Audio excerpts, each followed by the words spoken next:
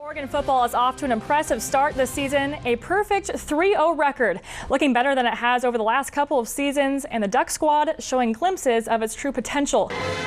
You're watching the Olympic Zone on NBC 16.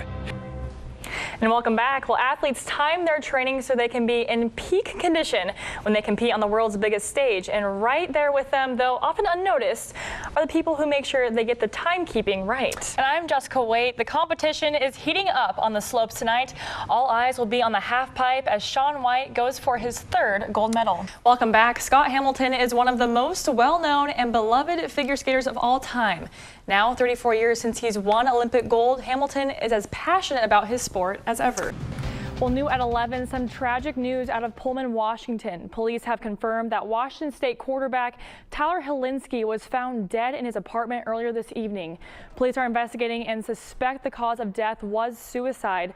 Helinski just finished his third season with the Cougars, saw significant playing time in 2017, backing up Luke Falk. Well, over on the diamond, despite rainy conditions, no rain delay for college baseball. The season is here, and George Horton will be returning as head coach of Oregon for his 10th season. Yeah, a lot of American pride going on. This is almost there. I know it's a Lightning, we got guys. the hockey jersey. It's not USA, but it's a US we're working team, on it. So we don't have the budget for that. We're working on it. Well, living up to all of the hype. Now, Kim blew away the competition from the get-go. She even had the gold wrapped up before her final run on the half pipe, but decided to put a big stamp on the win with back-to-back 1080s. About it all week long here on NBC 16, the 2018 Women's Basketball Civil War Series will be historic. Now, Crescent Valley answers back.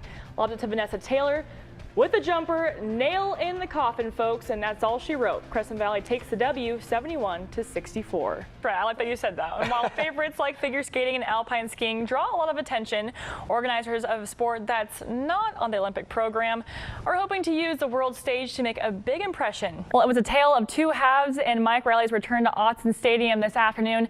In the first half, Oregon looked like 2010 Oregon. It felt like Sochi all over again. I was like, oh no, here we go, and that's going to be in his mind. Happen. Yeah, and then the third run, he just nailed it. Whitney Anderson is an athlete. She's lettered in volleyball, basketball, track and field, and softball.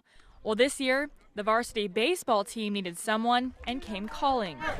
So I thought, well, Whitney could play, if we really need somebody. And the principal was, double thumbs up and said, yeah, let's see if she wants to. The very next day, Whitney Anderson was on the baseball team. It's been about a week since she's joined, but her coaches and teammates say she's already been a highlight for the squad. It was great having her. She took over our second position, and she's done really well. Brings a positive attitude to the team and keeps everybody happy and not caring if we lose or win. Win or lose, it's okay. Hey, good job. The distance between the bases in baseball is about 30 feet farther than the distance in softball. Whitney says this is just one of the many change-ups she's faced in this transition. Running the bases is hard because it's so much further, and so I'm not used to it. And pop flies are way different because the size of the ball and the color is way different, so it's hard to track it down. And she says playing ball with the boys is a different kind of game. It makes me kind of tougher, like in softball, if you mess up, they kind of coddle you. Here, they just yell at you and then you keep going. But Whitney's father says this experience not only prepares Whitney for challenges on the field, but also for challenges in life. I think it'll give her a chance to think on her feet, I've always asked our athletes to think about what you're going to do before you get the ball, because once you get the ball, it's too late.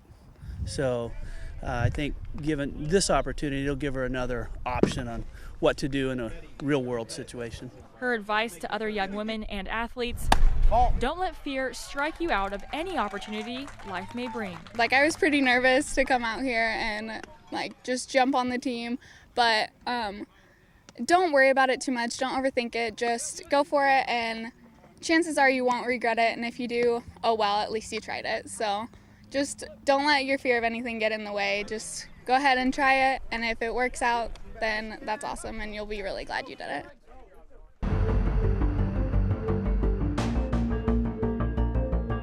It was nerve-wracking and really scary. It happened early in October.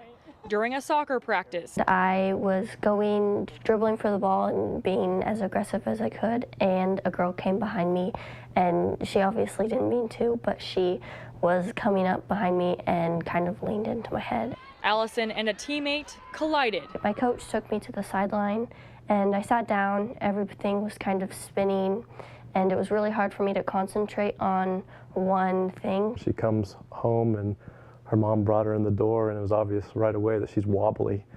And so I asked what's going on. Allison's father, Alan, says it would be his daughter's first concussion. Oh, wow. And so we got on each side of her and kind of helped her wobble up the stairwell and ended up almost kind of carrying her to bed, where she went on to sleep the next almost 3 days.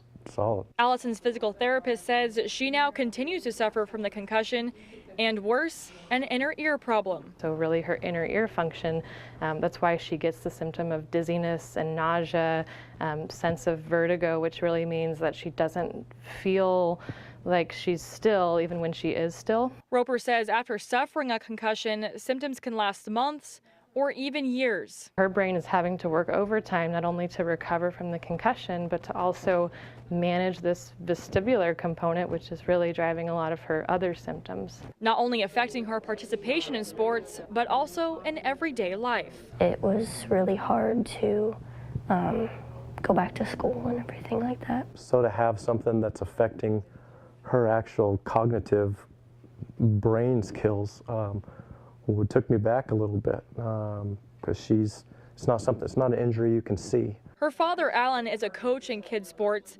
He says every year the coaches watch a video on concussion protocol, but the fear of his daughter getting a head injury while participating in soccer Actually, is never on my mind. I guess you don't think about those things until they happen to you.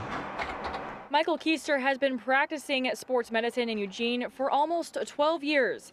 He says girls often take longer to recover from concussions, and when looking at comparable sports such as girls basketball to boys basketball or softball to baseball. We look at the high school level and we look at girls compared to boys for concussion rates, girls are much higher. A surprise to many who only think of boys football when it comes to concussions. The NFL is always a big target and a big area of focus, and it has been since the beginning of looking at concussion. And that's what we hear about when we hear about people who are having these long-term issues when they're 50, 60, 70 years old, multiple concussions. Dr. Keister says the risk of exposure in other sports like soccer is actually much higher. For a lot of these girls, soccer is a year-round sport. So it's not just 10 games, it's 40 or 50 games or more, plus practicing almost every week. And I hope that's... Allison has been recovering for over a month now. Well, let me know if we get to a place where it's just too much. It's probably healthy that we're more aware of concussions and what they look like, what are the symptoms, so we just don't throw a person back into the game that's just not ready or is going to further damage happen to them. As she recovers, her and her family wait for her return to sports, but return with a better understanding of the risk. 2, 3. Kids Sports has a mission that states all kids play. But that inclusiveness goes beyond a child's physical ability. It also invites all children to play, regardless of their family's financial situation.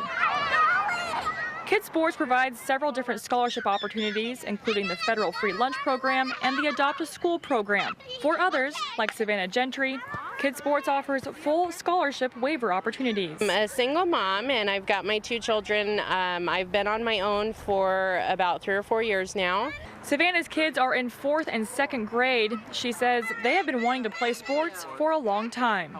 And my answer to them is I don't have the money. I'm not able to take you to practice. I was working retail prior. I was working evenings. I had, an odd schedule. Now, Savannah says she's finishing up school and getting by on student loans and financial aid. It's not hopeless. There's always a way, and you just have to find the right people. Several families in Lane County have a similar story to Savannah's. According to officials with Kids Sports, just less than 40% of all Kids Sports players received some sort of financial assistance in 2016-2017. Because without it, they wouldn't be part of the program.